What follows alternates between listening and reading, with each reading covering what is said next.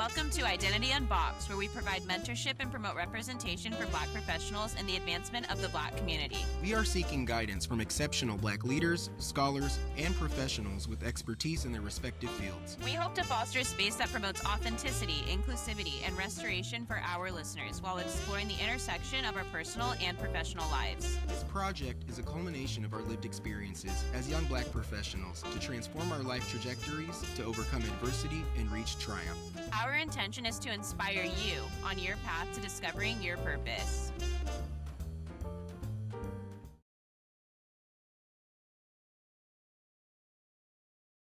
Well, thank you so much for being here, Representative Shaun Scott. We are very much appreciative of you taking your time out of your busy schedule to talk with us today on this episode of Identity Unboxed, Defying the Status Quo in the Washington State Legislature. And so with that, we'll get into our first question. In November of 2024, you were elected to represent Washington's 43rd Legislative District, winning with 68% of the vote. This victory made you the first socialist elected to the Washington State House of Representatives since 1912. Can you share what inspired you to run for elected office and how you stuck to your core values that center people over profits? Yeah, well, it's great to be here, and thank you so much for the question, Brad. So I had worked as a lobbyist with an organization called the Statewide Poverty Action Network for many years before getting to the state legislature as an elected official. As a lobbyist for Poverty Action, I was already in the legislature. I mean, our job was to build relationships with elected officials, build the political will for anti-poverty programs in our state, making sure that we're fully funding cash assistance programs, that we're taxing the ultra wealthy to fund food service and other programs that working families benefit from.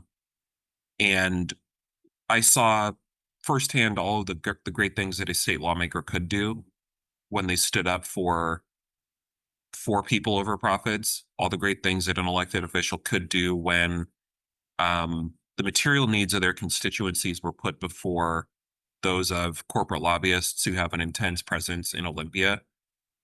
But I also saw what could happen when elected officials caved to that pressure, when elected officials went to Olympia in a very progressive state and forgot why their constituency sent them there, when lawmakers got to Olympia and there was a bubble that developed where groupthink sets in and people forget that we send our representatives there to do good work for our communities.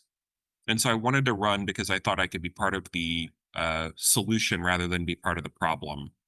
I had developed in the course of my work with the Statewide Poverty Action Network a good relationship with Representative Speaker Emeritus Frank Chop, who recently passed away.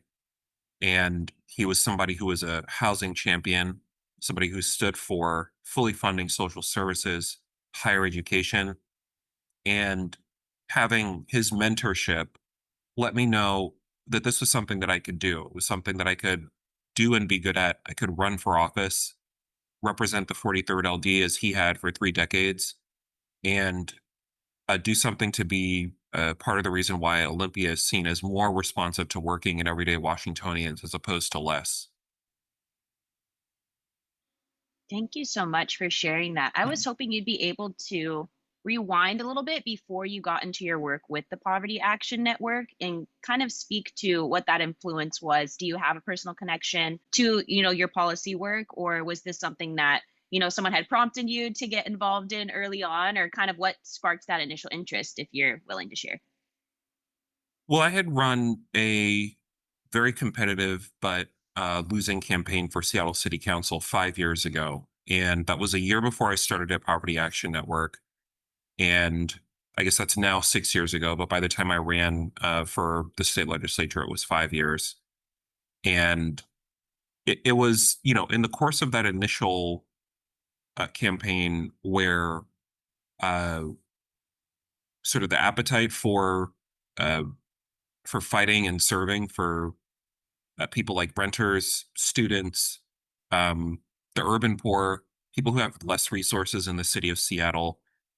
That was where I think the first image of myself as somebody who could serve and run came from. Now, Um, you don't just decide that it's a good question, Tiana, just in the sense that you don't decide to just wake up one day and decide that you're going to run for office. I had worked for many years as a historian in the city of Seattle. I worked with something called the Seattle Civil Rights and Labor History Project, where we were sort of tracking the history of residential real estate segregation in the city. And I really do believe that the foundation for wanting to seek public service sort of started there. It started in libraries. It started in that doing that archival work to uncover the long legacy of institutional racism in Washington State. And I wanted to run because once again, I thought that I could be somebody who could be part of the solution and not part of the problem. Awesome. Thank you so much for that. And I feel like that's very evident in the work that you've done and what you're currently doing now in the legislature. I know you mentioned that former Rep. Frank Chop was a good mentor to you, and we were wondering if you could speak more on the importance of mentorship in general for young professionals and people like yourself who maybe want to run for office one day. Yeah, mentorship it's the confidence that you get when somebody else has confidence in you, and especially when that person is somebody who's done it and done it for many years. uh, when Representative Chop spoke to people, they listened, and they didn't listen just because he had a title. They listened because he had a long pedigree of standing up for and standing on um, the business of the people of our state. Uh, I do think it it's noteworthy to me. I mean, the fact that Representative Chop, as he liked to call himself, was a white boy from Bremerton who was working for reparations. We worked on a bill with one another called House Bill 1474, the Covenant Homeownership Act, that sought to redress the history of residential segregation in our state by uh, making first-time homebuyers assistance available to people who are descended from people who were redlined, subject to restrictive housing covenants. And so Frank and I had so many shared interests, a shared way of seeing organizing, a shared way of seeing how it is that you can go about building power. And I would like to be that for others in my community in the same way that Frank was constantly seeking out and searching for ways to elevate um, younger leaders, particularly younger leaders of color. That is something that I would like to be part of my time. I mean, that is to me as important as any bill or piece of legislation that I'm able to get passed in my time as a lawmaker, is knowing that I planted the way for others to also make their mark in the community with leadership and what that means to them.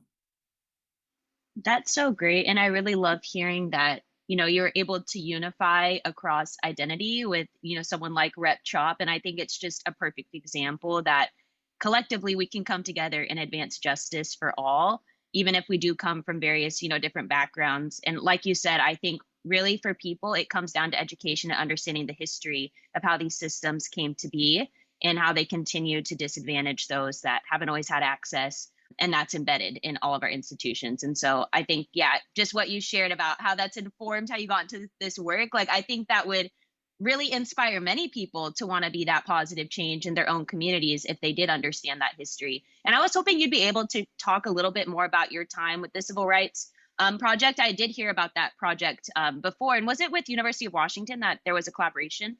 Yeah, absolutely. Yeah. Yeah, because I looked into it. And so I was like, that sounds really familiar. And I was going to ask if you'd be able to share what was one major takeaway that, you had just during your time there, or something that you would want folks to know that maybe aren't aware of the history of redlining here in Seattle, with it being one of the most segregated cities in our country, actually. Well, state law for many years was the place where institutional racism was inscribed in our country. The federal government historically has had very little to say about uh, race relations in our founding documents, in the Constitution in specific. There are explicit messages and or explicit references in some places to slavery in the pre-amended Constitution of the United States. subsequent civil rights acts that have been enforced or not enforced, uh, depending on the tenor of the presidential administration that might have been there, where Congress is as far as the balance of power. And I mention all that to say state governments play a very, very important and very impactful role in either furthering institutional racism by allowing housing segregation, or by dismantling it with people's movements that put pressure on the state legislature to move in the right direction on racial justice. Washington State was a state that for many years had pro forma anti-discrimination and anti-segregation statutes on the books. It was also a state that allowed some 80,000 racially restrictive housing covenants to exist at one point in time in our state. Washington State, as of a 1960 Supreme Court decision, was a state where segregated cemeteries were legal. Another state Supreme Court decision some years later legalized the practice of mortgage firms discriminating on the basis of race. And so, what our job was in the Civil Rights and Labor History Project was to uncover the ways that state law and the state legislature, the institution that I serve in, fermented segregation by permitting these racially restrictive housing covenants. These were language that was written into the deeds of property that was sold in our area that expressly forbade the occupancy, leasing, rental of those properties to Black people, to brown people, people of Asian descent, indigenous people, in many cases, Jewish folks as well. Many of those racially restrictive housing covenants, which I mentioned, there were 80,000 in the state of Washington across the state. Many of those were in neighborhoods that I now represent in the state legislature. I mean, there's a neighborhood in my district that literally at one point in time was called Millionaires Row, and it was segregated. So we live with that legacy today in the policy decisions that we have to make. There are some neighborhoods in the state of Washington where in adjacent zip codes, so zip codes that are contiguous, there's a 20-year difference in life expectancy. And the reason has to do with the historical impact of housing segregation, greater exposure to environmental racism in the form of freeway exhaust, and substandard housing. If you lived in a segregated neighborhood, poorer public schools, which ultimately leads to poorer job prospects and diminished socioeconomic prospects for people who did belong to those segregated neighborhoods, people who were segregated. So, to me, understanding the history of the policymaking context that we were in is the first step towards making smart policy decisions. I was proud this year to work on a bill, House Bill 1858, which is a bill that directed $30 million more annually in funding to the Covenant Homeownership Act, and another $30 million to low-income and affordable housing options in our state. You know, passing a bill that made a $60 million a year impact that directly addressed where racial discrimination and class exclusion intersect with one another, was something that I was very proud of. And I know it's something that people who are within my district expect to see all lawmakers really want to make sure that we commit to. Well, thank you so much for that. I feel like you touched on a lot of important issues when it comes to the history of racist policies and racial segregation in our city. I feel like Seattle is like a very progressive city, so people don't understand the dark history oftentimes and the legacy of racism that has gone on in the city and really in the state. When it comes to wealth inequalities that we see, even in our country, most neighborhoods are still racially concentrated today. And I think a lot of people don't understand or choose not to understand the impact that those policies have on people today. And I wanted to speak more on the topic of socialism because I know you were the first socialist representing in the Washington State Legislature since 1912. And can you give people a brief explanation who may not know, like, what is socialism and how does it differ from capitalism? Because I know a lot of people might hear these buzzwords, I guess buzzwords, but if you're like not super involved in politics, a lot of people don't know what those things mean and how those systems are different from one another. Well, socialism is about working class power. It's about the idea that when public institutions are run uh, by the people that they're supposed to be for, they work better. When we do not have a for profit mentality in our schooling, in housing, in our infrastructure, utilities, people tend to be happier. Socialism is not a new concept. There are dozens of countries that identify as socialist countries or that have a strong tradition of either socialism or very strong social democratic policies. And those are countries that have very high rates of literacy. They're countries that have universal access to healthcare. People are healthier and much happier as a result of the commitment to those ideas. And so in the United States, I think that we have a a problem with a for-profit mentality that might work fine in one sector of our lives, a private sector, but in the public sector, we're seeing all kinds of ways in which that's not working for people. We are seeing schools with a lot less funding. We are seeing workers with less rights. We're making lower pay and unable to afford the cities that they've lived in their entire lives. We see um, the policy priorities of people who have a lot of wealth and a lot of power prioritized, especially in institutions like the state legislature. So, what socialism is about, and I have, a lot of uh, great examples, specifically the Black Panther Party that committed to making sure that kids had free lunch or free breakfast before they went to school. We have, the great example of socialists like Eugene Debs, who wanted it so that rail workers had fair and adequate pay as they were building this great transcontinental railroad that was really the reason why the United States became the economic superpower that it did. Well, the people that laid literally the groundwork for that to happen in the railway industry were being underpaid, had to suffer substandard housing, and were not able to enjoy the great economic fortunes that they provided for other people through the sweat of their labor. And we have a lot of that today in many different aspects of our economy. So when I say that I bring a socialist perspective to the state legislature, it's a perspective that is grounded in reconciling the tremendous gaps in wealth and power and influence that major corporations and wealthy individuals have relative to uh, what everyday people have. And in order to beat out that tremendous influence, we have to build movements of people that are unapologetically for working people. And that's what I hope to stand on as a state representative. Thank you so much for diving into all of that. And everything you're sharing is so valuable. I think, particularly about how you're speaking to prioritizing people over profit and what that actually looks like in policy. And it means funding all of these, different institutions that are public services for everyone to be able to access, not just the few that are privileged enough to be able to afford them, have an education, have a job that allows them to get healthcare. Like, everyone should be able to have these services. And I was hoping you'd be able to speak more to, why do you think that people vilify socialism so much, particularly in America? Because I do think, like you were speaking to other examples of other countries that have better health outcomes, they have better education.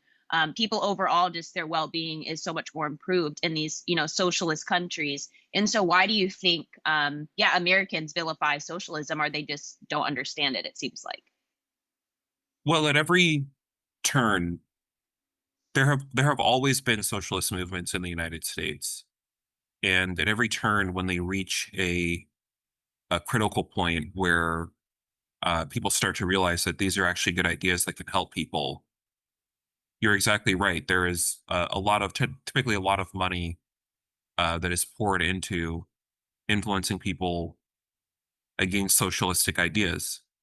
Um, in the recent context, it starts from the fact that you have, right wing think tanks like the Rand Corporation or the Brookings Institute that um, really make it their sole purpose to try to make people afraid of what a collectivized economy would look like, what socialized medicine and universally available free education would look like for people.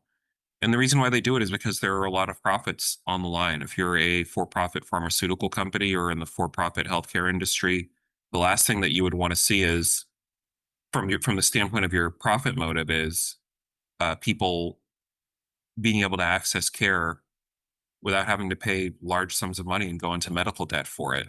If you are, somebody who belongs to the for-profit financial industry, and people start talking about what it would look like to have, community controlled housing, or to be able to have an end to, for example, some of the fees of poverty that many banks put forward, that impacts their bottom lines, and so they're protecting their investment. We as working people, I think, should also get smart about protecting our investments. I mean, we every year make our campaign contributions to candidates for office, for state legislature, Congress. We go out and knock doors. We tell our friends about candidates that we think we're excited about. And a lot of times people have the feeling that it seems like the more work that they do in politics to get acquainted with our political system is the worse the outcomes have gotten in recent years.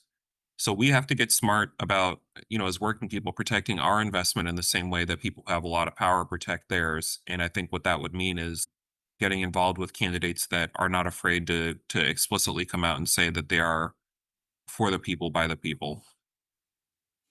Thank you so much for that. I really appreciate it. And I always find it so interesting because, like Tiana said, socialism is so vilified. And sometimes it's like, I think of how, we pay our employers every month for health insurance. A lot of people pay tens of thousands of dollars to, go to school, or their parents are taking out loans, or they're taking out loans. And it's so interesting to me how people are like, oh, we don't want to pay more taxes because it's not fair to us. But it's like, aren't you already paying these institutions and corporations like tens of thousands of dollars, taking money out of your paychecks all the time? So I was wondering if you could speak to how we can continue to combat those narratives, because I feel like a lot of propaganda is spewed out, like you said, by like conservative think tanks and things like that, to people who are unaware of what socialism actually is. It's a really good observation. I mean, I think that a lot of it has to involve being transparent about where the struggles are in our communities. And we live in a society, I think, where people often want to hide, conceal, or not want to be upfront about the ways that maybe the economic system is not working out for them, because there's a lot of shame that's associated with that. I believe that when we are transparent with our struggles, when as elected officials, I try to do my best to listen to people who are struggling, to elevate those perspectives, because they do combat some of the programming that we receive, the programming that says that America is a meritocratic country, that everybody here works for what they get. And if that were true, then you would have to then believe that the person who is driving an Amazon truck is being outworked 7,500 times per second by Jeff Bezos, because that's the difference in their level of compensation on a second by second basis. If you believe that we are, a country where everybody works for what they deserve and everybody deserves what they get as a result of the work that they put in, then you would have to say that the nurses and janitorial staff that make a healthcare institution run are being outworked 10, 15, 20,000 times per second by the CEO of Kaiser, or another large healthcare firm. And I think that doesn't make sense to a lot of people. I think a lot of people see, no, I get up and I work my 8-hour shift, then I have a part-time job, then I have a third side hustle on top of that. And it's still very, very difficult and not affordable actually to raise and start a family in most major cities, and certainly not in the state of Washington. So unless you can figure out a formula whereby somebody who's already working 40, 50, 60 hours a week can work 20,000 times as hard, then you have to start making some other judgments and other observations about maybe the pay is too low. And maybe the pay is too low because they have a union busting boss. Maybe the neighborhood is unaffordable. Maybe the neighborhood's unaffordable because there aren't enough social housing and public housing options. Maybe the price of food is too high because we do not have, for example, cash assistance programs that can support people, or enough cash assistance programs that can support people as they struggle to pay for everyday needs. So I think you have to elevate the perspectives of people and the vantage point of people that are not um, people who have immense amounts of influence, power, political privilege, and money. You don't have to be any of those things to be somebody who can make an impact, somebody who has value, somebody who has worth. And that's what we have to communicate to people, and make sure that people feel inspired and motivated to participate in the political process because they know better things can happen as a result. That's so great. And I really appreciate how candid you are, particularly when you're speaking to how this system has promoted this ideology that it's an individual failing for folks if they can't afford to build a life that they feel proud of, right? And I think in a westernized society, we value certain, assets or material things above, community and above helping people. I think the way that you describe that, it's really bringing back the power to the people and empowering people to reclaim what we really deserve in this system, which is our well-being overall. And so thank you so much for sharing that, and also the context behind some of these socialist ideas. And I think people often don't realize that we have socialist institutions here, public schools, for example, firefighters, our public libraries, like people are utilizing our parks. Like these are things that are socialist ideas. And, I think people still feel that their tax dollars aren't being put to good use because they're just not being directed where they want them to be, right? But it's like there are certain public services that are available to us that people access every single day and they don't realize they're socialist ideals. And moving forward just a bit, with more about your work in the legislature, Washington State is currently facing a budget shortfall that is estimated to be approximately $12.6 billion over the next 4 years. As a result, various agencies, programs, and organizations experience devastating budget cuts. In the 2025 legislative session, you protested alongside labor unions and working class Washingtonians, advocating for more progressive revenue streams to prevent the devastating impacts of budget reductions in our state. Can you discuss the importance of people-centric policy and share challenges you have faced as a result of not acquiescing to dominant pressures bolstered by the status quo? It's something that people talked about quite a lot this year, just because, the budget shortfall that you mentioned was a devastating one, because there are many people in the legislature who believe that the only way that you can address a budget shortfall like that is through cutting social programs, through reducing investments in higher education, through scaling back healthcare in our state, through making drastic reductions to public employee pensions.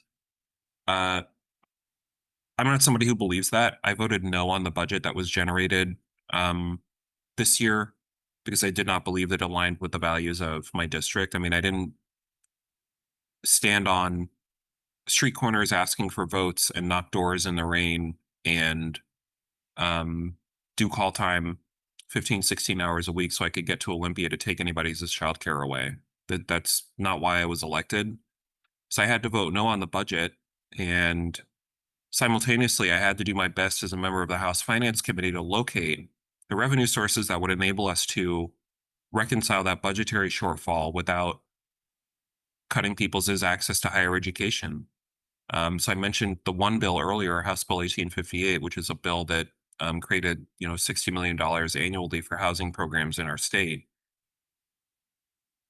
I think that we're going to have to continue to get creative in finding that kind of revenue and those kinds of revenue sources for people to be able to use. And part of the issue in Olympia is that you have a lot of corporate lobbyists. I mean, we get paid $60,000 a year annually as state lawmakers. You have some elected, or you have some lobbyists who conduct themselves like elected officials who are paid hundreds of thousands of dollars to be there for 3 or 4 months while the legislative session is in. And they're used to having their viewpoints heard. They conduct meetings with the leadership and in both parties. They stake out in the wings. I know Brad is familiar with this. Tiana, you've been to Olympia, you see it. They basically make it a point, these corporate lobbyists from very large corporations, Amazon, Boeing, Starbucks, to make it seem like they're your colleagues and hey, we just want to do what's best for the state of Washington. But when the state legislative session ends, you're still in your community and they've gone on to the next state legislature where they have tax breaks to fight and they don't and they or tax breaks to uphold. And they're not answering questions in their constituencies about why uh, access to childcare programs was delayed. They're not having to answer the questions about why tuition is higher and why grant money to go to college is less available. They're not answering questions about basic affordability and the state of mass transit and its funding in our constituencies. We're the ones who make the decisions. And I believe that if we had more elected officials that understood that we're there to make decisions on behalf of the people and not on behalf of profit, we would have a very different political system than it is that we have now. And the budgetary shortfall that you mentioned in your question would be more likely to be closed by asking people who have a lot to pay more than by asking people who have a little to do more. Absolutely. Thank you so much for that. And yes, it was definitely very interesting to witness when I was lobbying in Olympia, just the dynamics. And I know when I was there, I saw you protesting alongside working class folks because, and let me know if this was actually implemented. I'm pretty sure they were going to furlough state workers in order to save money because of this budget deficit, right? Yeah, they sure were. And a big part of the reason why that didn't happen was because of the mass protests that took place. There were protests that took place in Olympia. At my district town hall in March of this year, many of the unionized public sector workers had quite a presence. They were very loud, at times very disruptive, and they were right. What they understood was the squeaky wheel gets the grease. You know, unions don't have the same kind of clout. I mean, they have, lobbyists. It's not a bad thing to be a lobbyist. I mean, I started as a lobbyist myself. I think it's about what your cause is. Why are you there? What's the end goal policy result that you're seeking? And many of the labor unions might have lobbyists, but it's nowhere near the kind of presence that some of the big corporations that they're fighting might have. So what they understood was that they had to try to find other ways to make their presence felt. And they did it by packing town halls. They did it by protesting. And so I think as a result, the budget that was passed this year, though it did contain um, something like $8 or $9 billion worth of cuts, actually could have been a lot worse. And it could have been a lot worse if uh, we did not have progressives that were as active. We did not have labor unions that were doing direct actions. And I think that the handful of elected officials that really stood up to make sure that those cuts were not too deep played a role as well. But I think it's many of us I think have a mistaken notion that what happens with a bill is the political outcome, or what happens in Olympia only is the political outcome. Whereas the reality of it is, um, so much political work goes into um, getting the right elected officials in place. Number one, number two, building public consciousness for anti-austerity, pro-worker policies.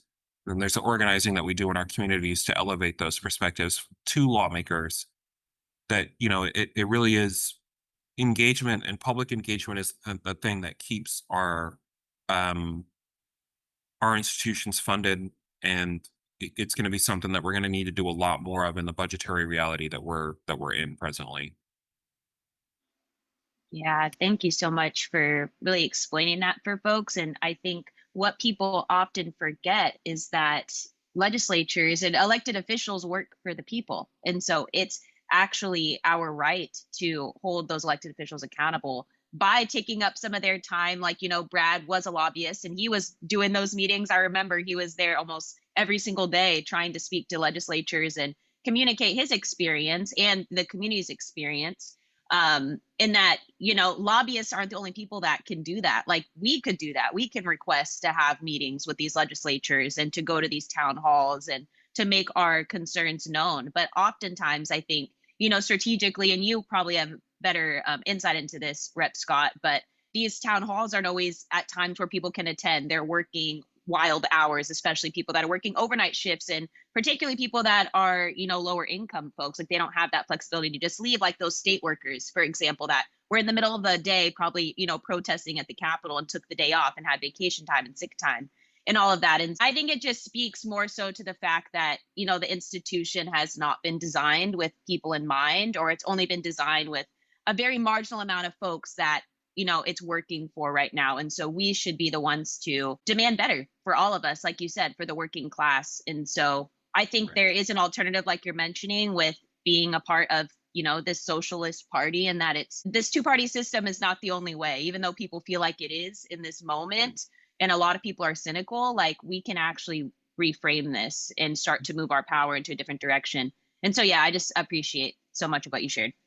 Absolutely. Yeah, couldn't have said it better. Thank you. And yeah, when I was in Olympia, I was in a committee hearing, and I don't remember which committee it was, but you were in the committee, and I overheard, someone talking about you after a vote, and they were like, "Oh, that effing communist," and I was like, very, very interesting. I was wondering if you could speak to how you've grown such thick skin, being as progressive as you are and really standing for the people. Because after hearing that comment, I was like, I could really imagine how much heat he may catch from people who are just not on the same side of the aisle as him. Yeah, well, word spreads quickly in Olympia. It's a very, especially just on the state legislative campus. And, I think that there are a lot of people who are used to seeing the same kinds of politics, the same kinds of politicians vote for the same kinds of bills. And so, I wish I could know what specific bill that may have been that prompted that remark. I mean, that person was not inaccurate in their observation. And that's just the way it goes. I mean, the votes that we take are a matter of public record. People can go back and see what it is that you stood for or did not. And um, I'm certain that somebody did not call me a communist because I voted for a corporate tax break. They probably called me that because there was a vote that got put in front of us that um, was going to be about, defunding higher education, and I said I didn't want to do it. Or maybe because I voted for increasing taxes on um, some major corporation that had an intense lobbying presence. The thing is, and I talked to my dad a lot. He's somebody who is also very politically engaged, and he always just made sure to let me know before I went to Olympia. This is as I was preparing to move down for the legislative session. The people are my boss, and ultimately those are the people who I'm going to have to respond to. So if there's some lobbyist who I only see 2 months out of the year, who doesn't have a very high opinion of me because I put the needs of my district and the parents who want to see fully funded public schools, the students who want affordable college education, everyday people who want to see robust housing options and higher wages. If I'm putting their interests first, and that's going to draw some criticism from people who are just not in my community, that's just the way that it goes. I mean, I don't understand. I suppose I do understand the mentality that somebody might have where they go to Olympia and they would like to be liked by everybody. I mean, who doesn't want to be liked, right?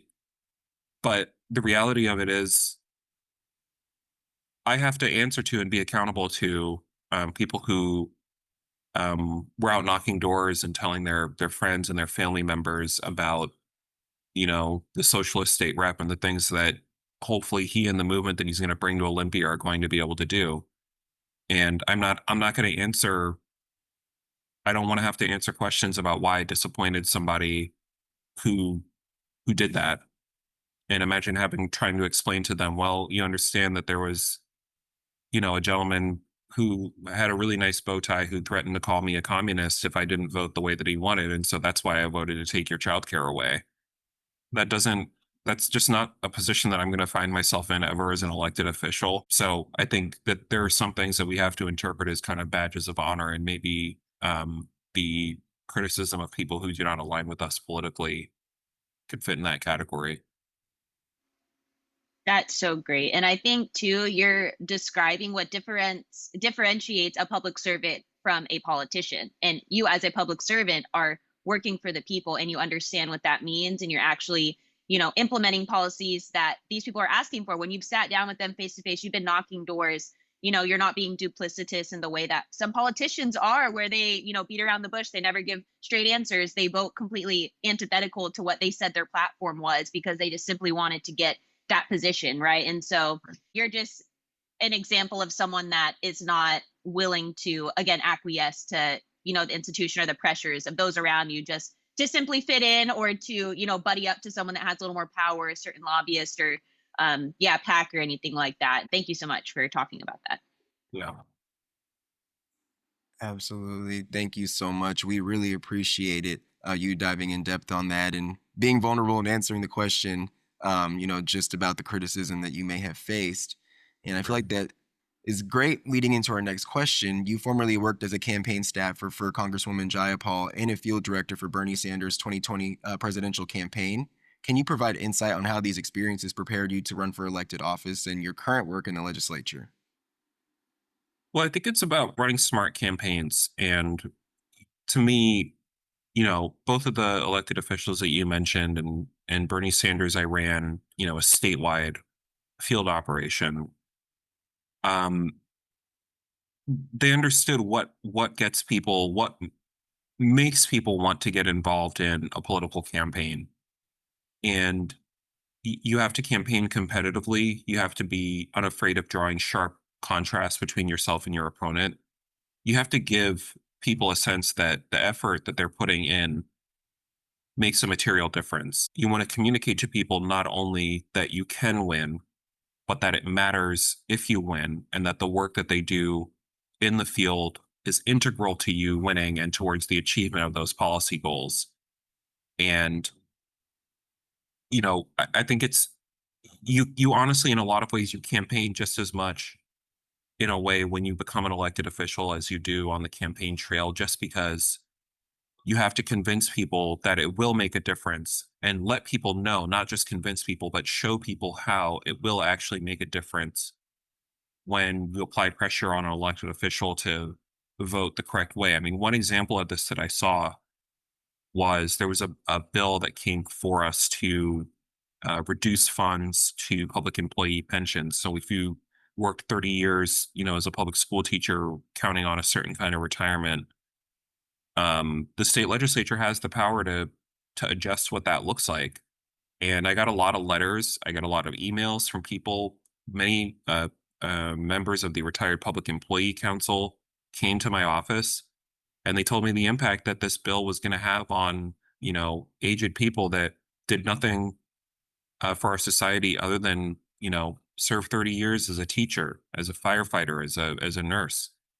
And though my vote to not go move in that direction was not the deciding vote, that policy ended up getting implemented.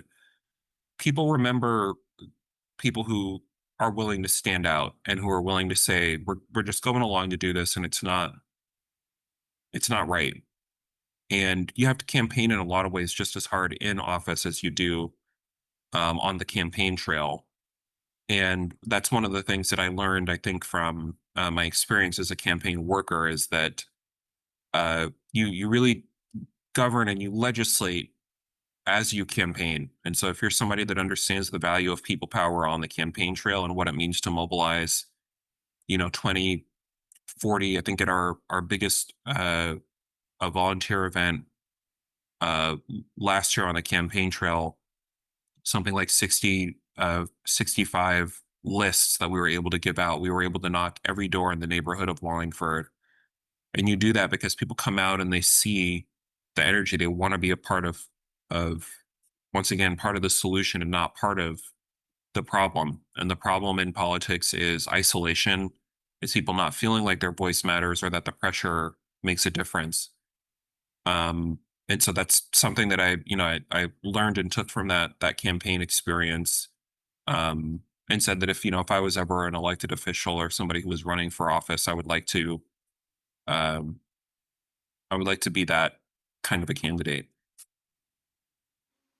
Yeah, thank you so much. And I know you mentioned that people aren't putting a lot of faith into the political system at this point because they're not seeing the benefits for them in their daily lives. But for Gen Z, would you be able to kind of give more insight into how civic engagement actually improves our communities and why younger generations should get involved? Because I know Gen Z is not turning out in numbers that other generations are, such as boomers and the millennials. I think boomers are like the highest demographic that turns out. And so that definitely alters, the discourse nationally for our elections. And so, yeah, what would be, I guess, some insight for Gen Z about why they should get involved?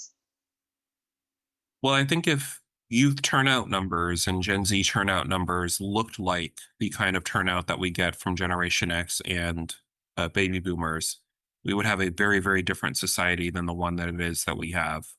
We would probably have politicians and a political system that cared a lot more about climate justice. We would probably have neighborhoods and states, cities that are much more affordable. And we would definitely have greater access to higher education at a lower cost than we have presently. So the question is, why do we not see that level of engagement? I think part of it has to do with the fact that it's difficult to vote in many parts of our country. It also has to do with the fact that politics can be a bit of a self reinforcing industry where the less you participate is the less you want to participate. And the more you participate is the more you have to expect from your political system. And right now, baby boomers and older generations, I think, see themselves very, very well represented. In fact, overrepresented in our political outcomes.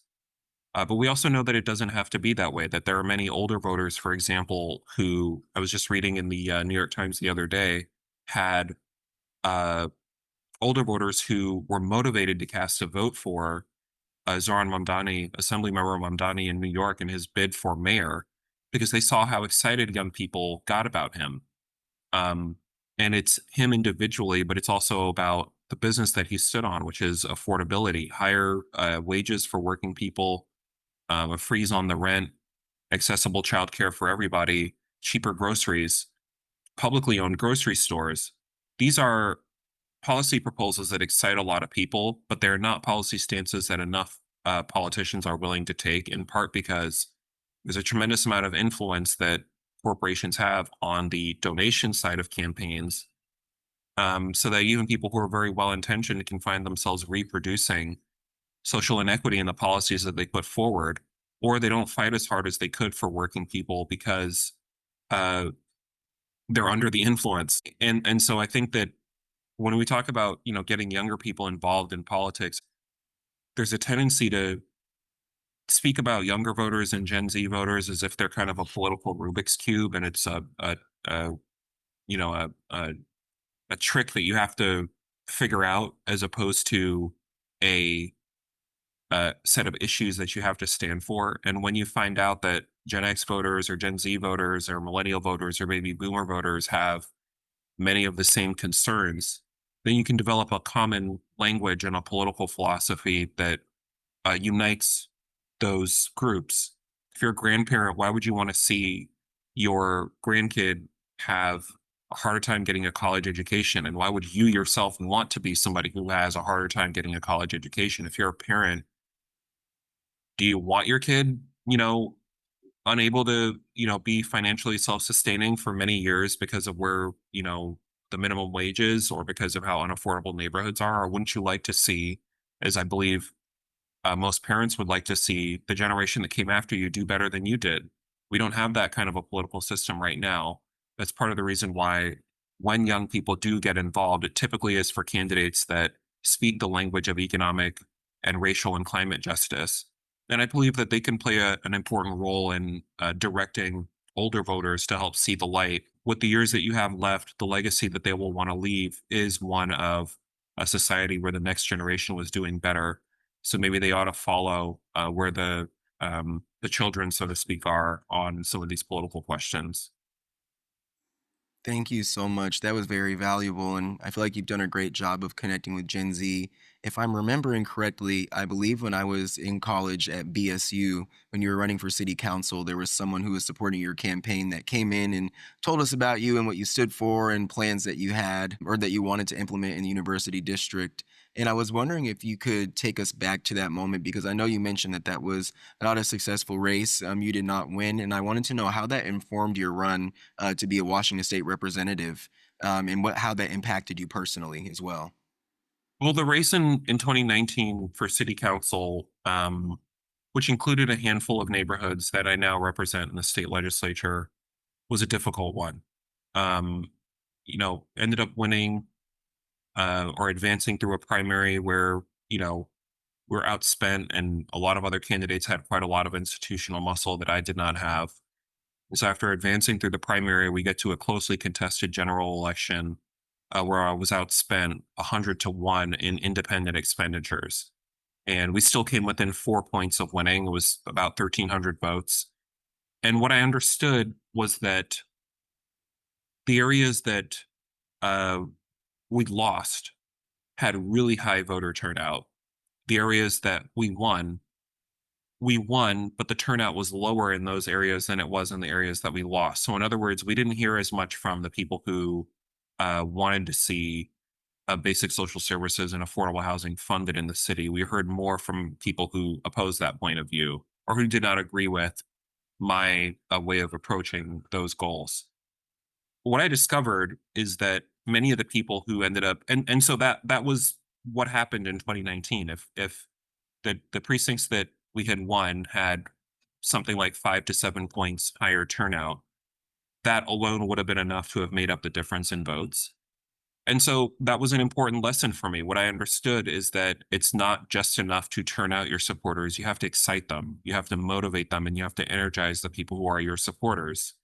You also have to find a way to take away reasons for somebody to not vote for you. When people feel that they can vote both for something and against something, they tend to vote at higher numbers than somebody who's only doing one of those two things. And so what I understood is you have to simultaneously take away reasons for people to vote against you. So I had to figure out to speak a way to speak a political language to get my basic ideas across to people who are not necessarily people who would naturally be predisposed to support a socialist. But then I also had to find a way to do that in speaking to people who were going to be very excited to vote for me, and find where the common ground is. And so a lot of that has to do with the messaging. It has to do with the brand assets of your campaign as far as graphic design, the words that you use, the policy proposals. Um, it has to do with how do you accentuate or elevate your experience as an elected official, build a coalition that makes people want to be a part of it rather than alienates people. Um, and then you have to, campaign relentlessly, which is something that we did pretty well in 2019, but there's always room for improvement. And so, for me, one of the things that I think about is I got one of those, it's like a little clicker that you get when you're admitting people to like the movie theater and you just click there's one person. So I would go to the farmers market on Capitol Hill every Sundays. It would usually be out there on Sundays. And I would not leave until I spoke to 100 people that were verified in district voters. Sometimes that took me an hour and a half. Other times, if it was a slower day, it took me 3 hours. But over the course of time, when you speak to 100 voters every week in the course of a 30-week campaign, you're leaving that much of an impression on somebody who says you're not just a name that they're checking on the ballot box. There's somebody that they had a conversation with in the middle of the day, and you were speaking to them about affordable housing and taxing the ultra wealthy. And that has an effect where people want to go out and tell their friends. So you're then doing that work of getting people not just informed, but getting them excited. And it really is just a campaign is just about attrition. It's about who can do the thing that is going to get the votes more often and more frequently than the other person. And typically the person that is able to stand it for longer is the person who ends up winning. We ended up winning by 38 points. I'm honestly disappointed that we fell a little bit short, I think, of getting to 70% in that win margin. It could have been a 70-30 race. We came up 2 points short of that.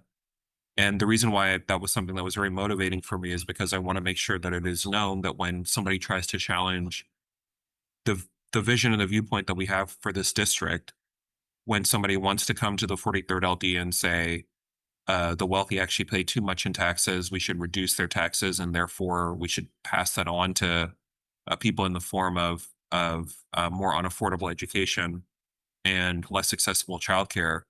We want to make sure that that person loses by a lot in this district because of the statement that it will make for uh, policymakers elsewhere, and understanding that the ideas that I brought on are actually very popular.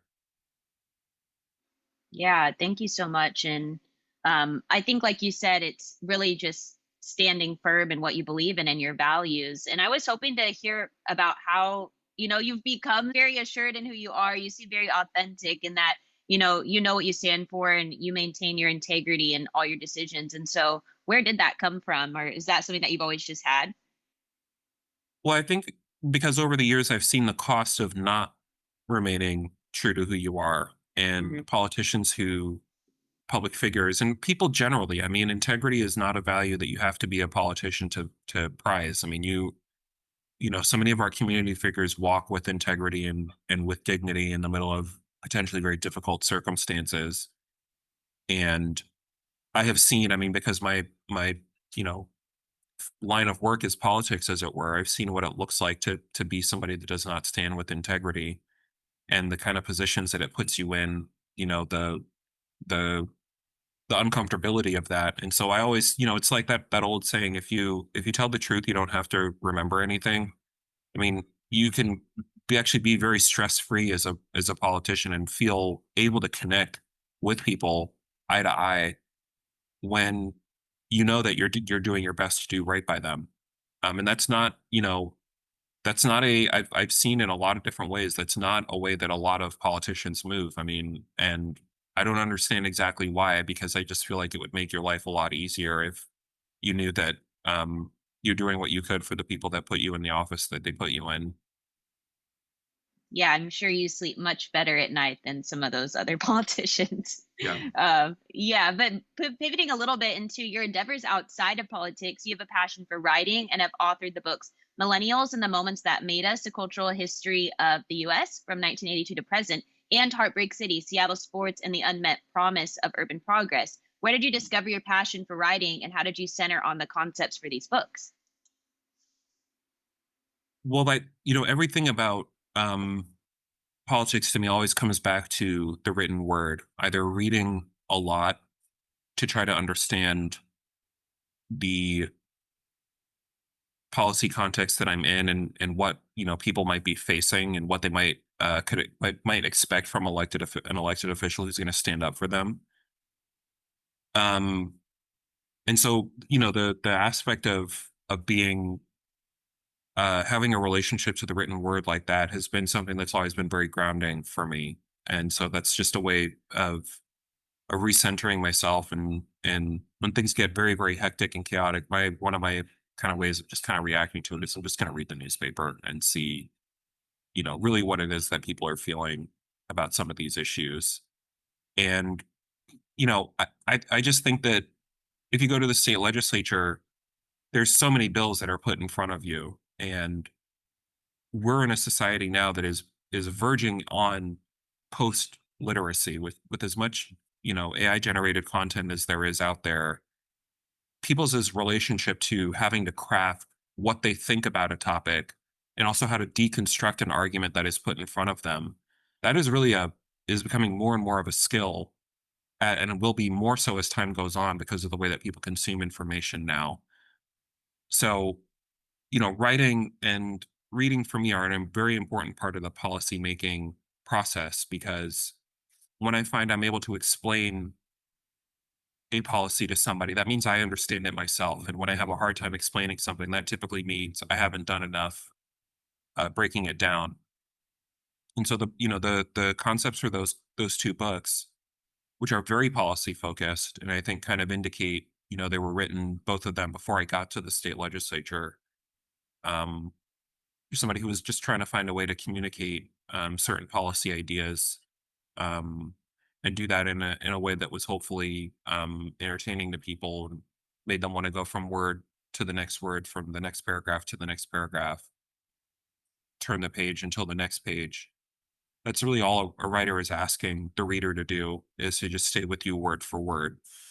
Um, and I think that that's been something that's been, really, really helpful in just navigating, a world where people are having much shortened attention spans, and attention to detail is not quite where it was been around the written word. So that's kind of where I come at it from. Yeah, thank you so much. I'm actually a writer myself, and so I definitely relate to you about it's so cathartic to like communicate the human experience and to share those narratives. And I think it brings us closer together.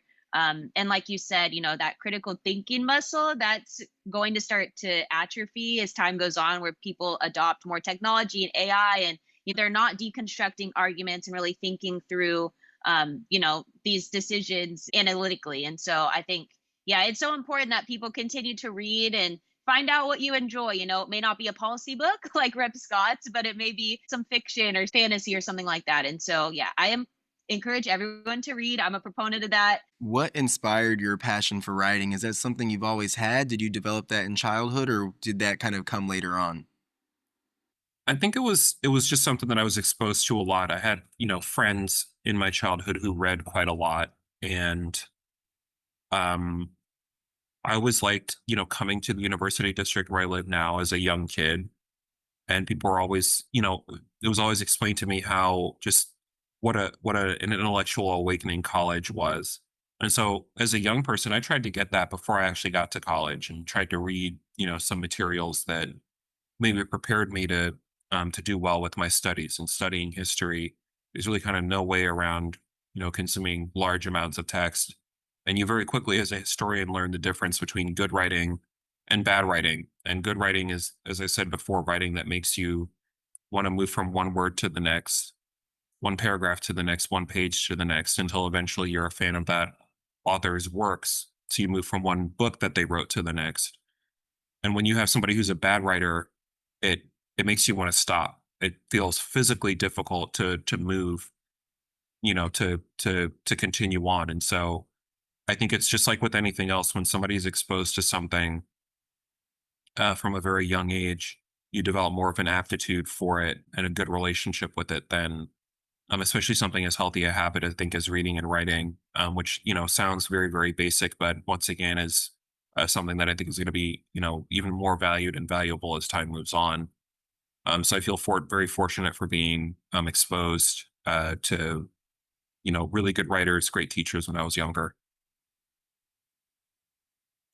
Awesome. Thank you so much for that. And I agree. Too much doom scrolling these days. We gotta figure out how to make reading fun again, or for Right. younger generations, we gotta think of something quickly. No, I'm kidding. Less rotting. That's right.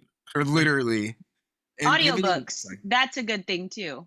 Some people think, oh, I can, only read a physical book, but audiobooks are another way to engage your brain. It's That's so true. I mean, I don't take that up as often as I feel like I ought to, Tiana, but I think that that is such an important point, because literacy looks a lot of different ways. For me, I tend to get I like the ability to sort of see the words on the page. But there are many people who process information very differently, and conversation for them is one of the ways that they break information down. I actually think people who process information that way tend to be a bit more socially intelligent, because then you're picking up on cues, you're picking up on insinuation, you're able to pick up on what's not being articulated. So it makes you, I think, street smarter and intellectually, socially more aware than maybe people who only get it from just the isolation of reading. But I think any way that you choose to inform yourself with the written or the spoken word, you're going to be better off as a result of putting that effort in. Absolutely. Thank you so much for that.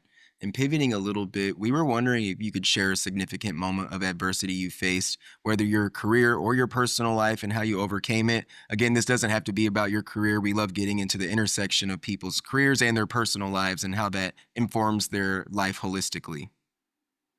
Well, in politics, where perception often is reality, it's very difficult to separate out your personal life from your professional life. And I think about the experience of coming up short in a city council election. I mean, the scale of rejection that you can feel if you lose an election is very warped because thousands of people voted for you, but then thousands of people did not. And so, especially when you lose a close election like I did, everything matters. Everything is on the table for reconsideration. If you decide to do this again, you have to really do some personal digging and figuring out, well, what was the difference between coming up short and losing, coming up short and winning?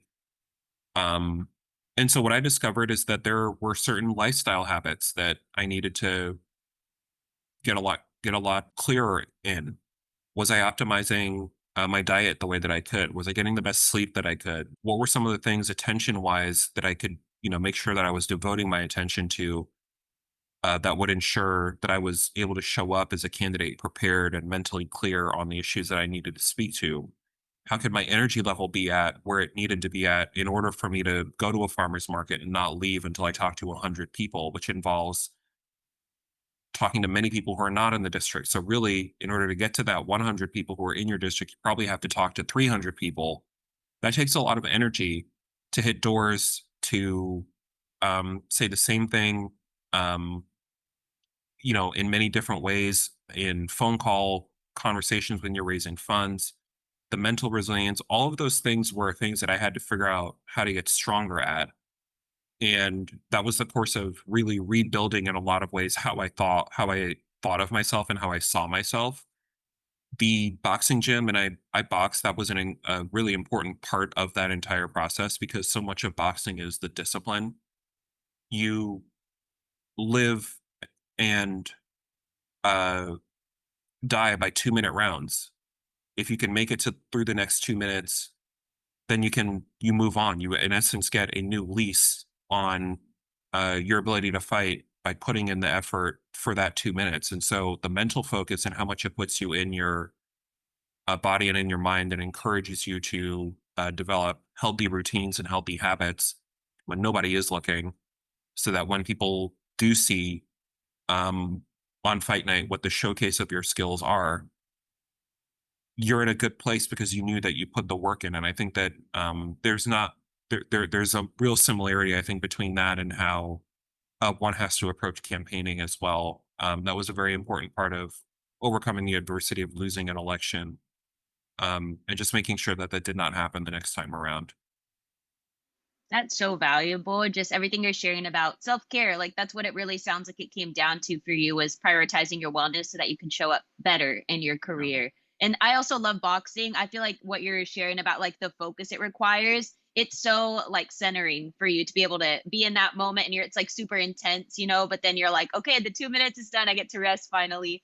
Exactly. And so, yeah, I think people, our listeners, please find a hobby you enjoy. It doesn't have to be boxing, it could be anything that you like, but get off the laptop, get off the screens, go do something fun, in your free time, and you may end up really loving it and doing it for years. So yeah. Absolutely.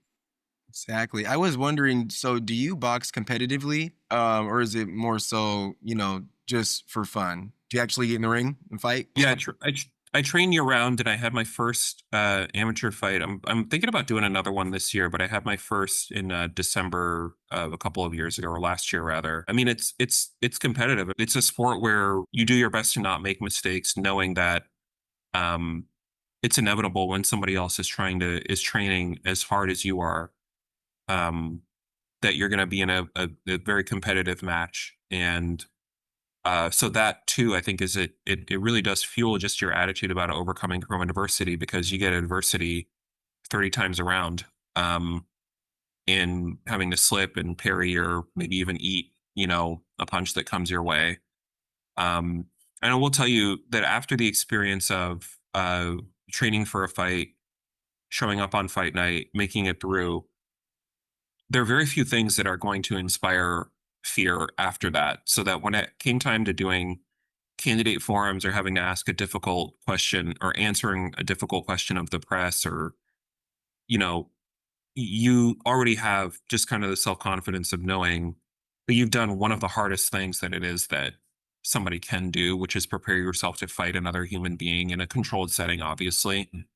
There are very few things after that that are going to register on the stress scale. So once you do that, I guess some people do skydiving for that reason, right? Or like, ride roller coasters or whatever because they like just what that does for their everyday lives. I feel like boxing in a lot of ways kind of serves that purpose where um it's a very, very extreme way to live, and it makes it a lot easier to kind of deal in your normal everyday life. Absolutely. That's Yeah. amazing to hear. Yeah, my father fought for 12 years. He was in the IFL and in the UFC, so I've definitely seen firsthand the level of dedication it takes to, mindfulness, your diet, the Right. intense training. So I think that's amazing that you are still able to do that despite your busy schedule and making sure that you are feeding your passions outside of your work, because I feel like that's something we talk about is so important. It's so easy to get caught up in your work and your professional life and kind of make that your identity, but it's cool that Right. you're able to maintain yourself outside of the realm of politics. Yep. Yeah, that's so great. I love it. And those hobbies are just as important as anything else in your life. And moving towards the end of our interview, I can't believe that we are almost to our last question, but reflecting on your life and career leading up to this point, what advice would you give to your younger self? Yeah, I think just the recognition it follows from what we were just talking about, that difficult circumstances um come and go, and you just have to make sure that when the circumstances pass, you'll have the readiness that you need to move on from whatever that adversity looked like. And I think that's a viewpoint that has served me well. And probably, a lot of people walk around with that way of looking at things already, but it's good to have it concrete and something that is locked in that you can repeat to yourself when things get difficult. So that's probably what I would say. Thank you so much. I really appreciate that. It's so valuable. And I cannot believe that we're already to the end of our interview. We just really appreciate your time and being here with us today. And our last question is something that we ask all of our guests based on our own unique lived experiences that inform who we are today and how we show up in the world as Black people. And we were wondering if you could let us know, what does Blackness mean to you? We've talked about some of it. I mean, I think that the Black experience in the United States is a historically unique one in the sense that um, our vantage point is of uh, so many people having um, privilege and opportunity in ways that we did not have inherently, that we had to struggle for, um, to the extent that our rights are inscribed in this country's documents. It was because we had to fight to make it happen. And so I find that, learning about the histories of people who did quite a lot under very difficult circumstances. I've been doing a lot of research recently, for example, about Reconstruction. The fact that in the American South after the Civil War, you had people who were formerly enslaved within a period of 3 or 4 years suddenly making the laws of their state. People who legally could not read or write, but did so surreptitiously, finally getting their chance to show what they could do as state lawmakers in Louisiana and Mississippi, Alabama, Georgia, the former slave states. And understanding that adversity is such a big part of the Black experience, but it's also the overcoming of it, as we've discussed. And um, I think that that's something that we take with us wherever we go, in the institutions that we build up, in the community that we create wherever we go, even if they are in um, institutions that are dominated by people who are not us. We always have a way, I think, of seeking each other out and acknowledging each other for the work that we do, even though we have very different, potentially class backgrounds. We could potentially have very different political philosophies. There's that commonality that unites us in understanding that we had to do a lot of work, no matter what background we came from, to get to where we are. And that's a celebration whenever we're able to build that community with one another, such as we've been able to do in this interview. Um, so it's been, yeah, great to be able to be on your show, and look forward to seeing it get posted. Thank you so much. And that's so beautiful. I echo everything you said, particularly about just honoring our legacy and all that we've come from. And I think, like you said, our community has been characterized by that struggle and that fight for liberation for so long. But also, what's important is that we continue to, pay homage to our ancestors by carrying all that they did, that resilience, that tenacity into what we do now, right? And not forgetting that. Right. And so, yeah, thank you so much. It's been wonderful speaking to you. And it's just Yeah. amazing to know all that you're doing for the community. And we look forward to seeing you continue to make a positive impact. Absolutely. Thank you so much, Tiana. Thanks so much, Brad. Thank you so much. We really appreciate it. Keep inspiring people. Yep. I appreciate y'all. You as well. Have a Take care. great week. Bye.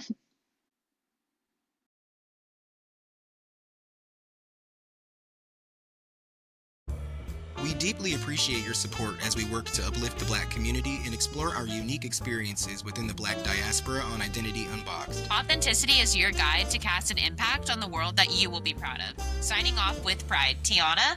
And Brad. Thank you so much.